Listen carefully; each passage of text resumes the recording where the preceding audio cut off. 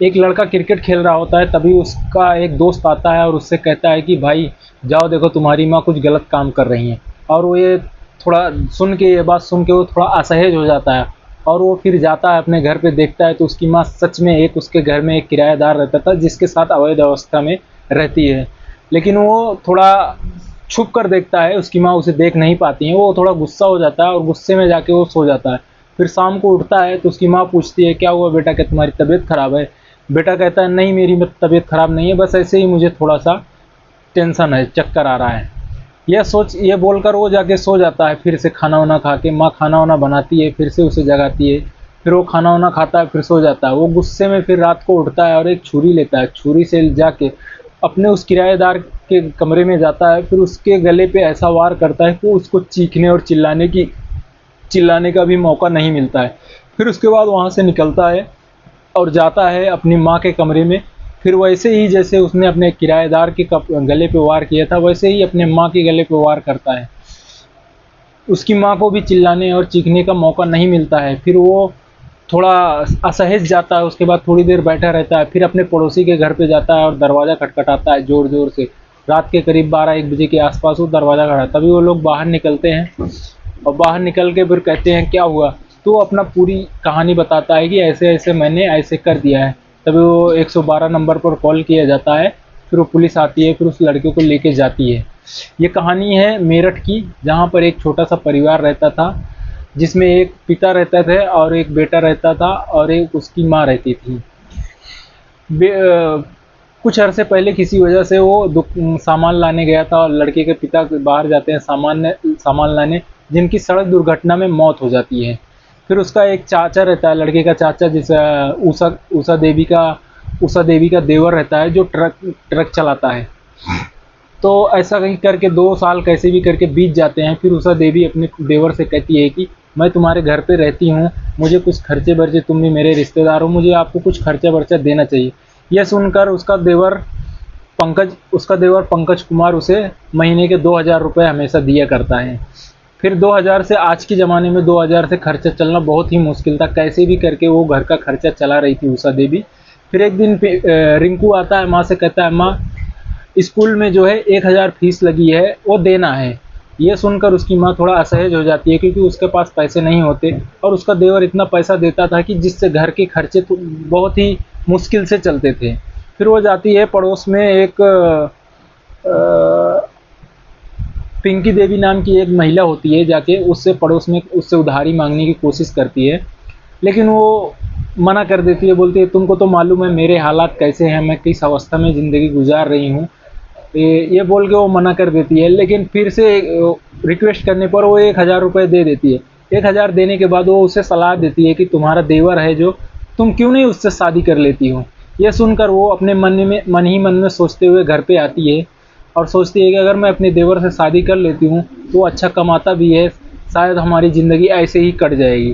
फिर वो घर पर आती है और अपने देवर को कॉल करती है, जिसका नाम पंकज कुमार होता है, उसको कॉल करती है और कहती है कि तुम घर पर कब आ रहे हो? पंकज बोलता है भाभी मैं 2-3 दिन में घर पे आ जाऊंगा। यह सुनकर वो थोड़ा खुश हो जाती है कि पंकज आएगा तो मैं अपने दिल की बात करूंगी। फिर एक दिन पंकज शाम को 7:30 बजे के आसपास अपनी ट्रक गांव में लेकर आता है।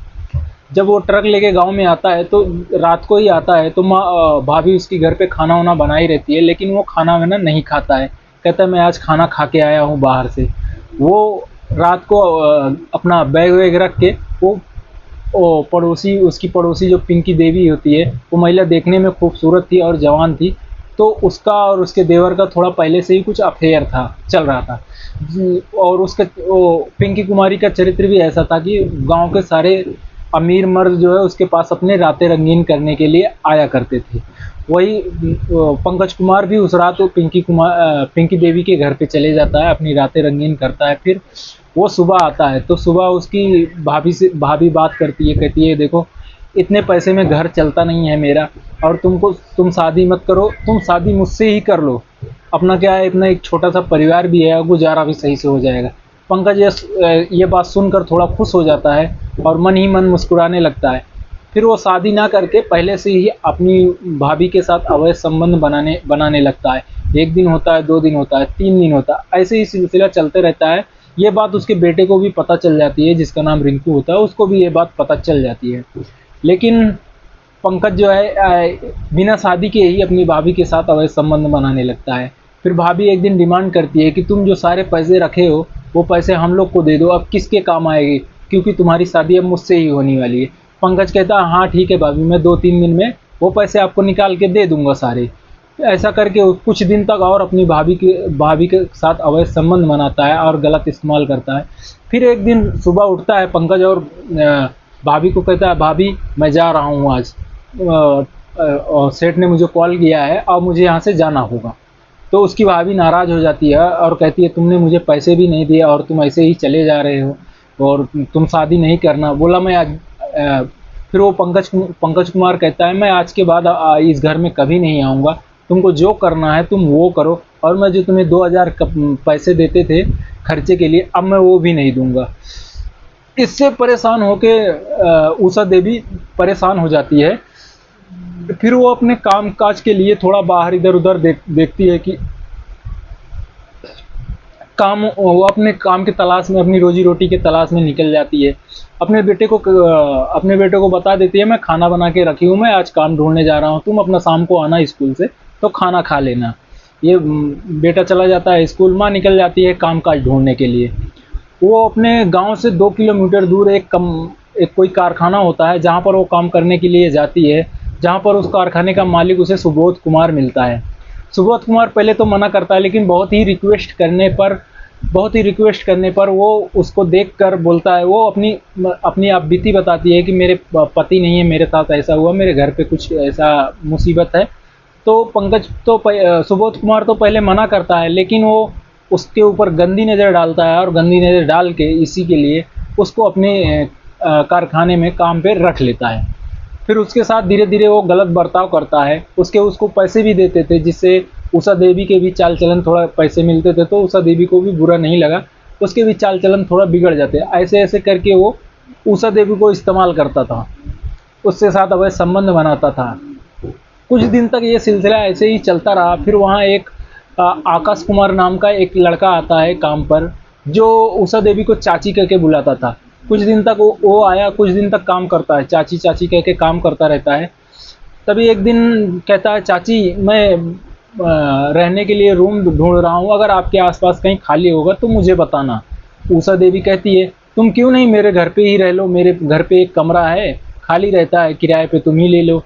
तो वो खुश हो जाता है, और उसकी उषा देवी के ऊपर पहले से ही गंदी नज़र थी, तो वो खुश हो जाता है इस बात को लेके। वो दोनों फिर आपस में कुछ देर तक बातें करते रहे। फिर धीरे धीरे फिर शाम को वो दोनों साथ में जाते हैं, कमरा देखते हैं और रहने लगते हैं। तो उषा देवी खाना भी बनाती थी उसके लिए, उषा देवी उसके लिए सब कुछ किया करती थी।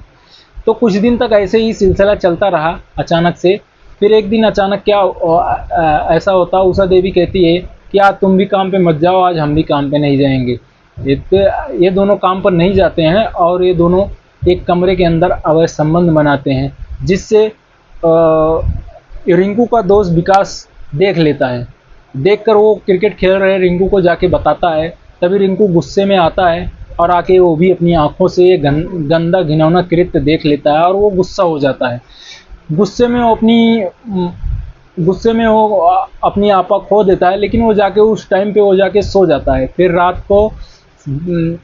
रात को उठता है, उसकी माँ उसे जगाती है, खाना पीना बना के खिलाती है। तो उसकी माँ उससे पूछती है कि बेटा क्या हुआ, तुम इतने परेशान, इतने घबराए क्यों हुए हो। तभी उसकी माँ कहती है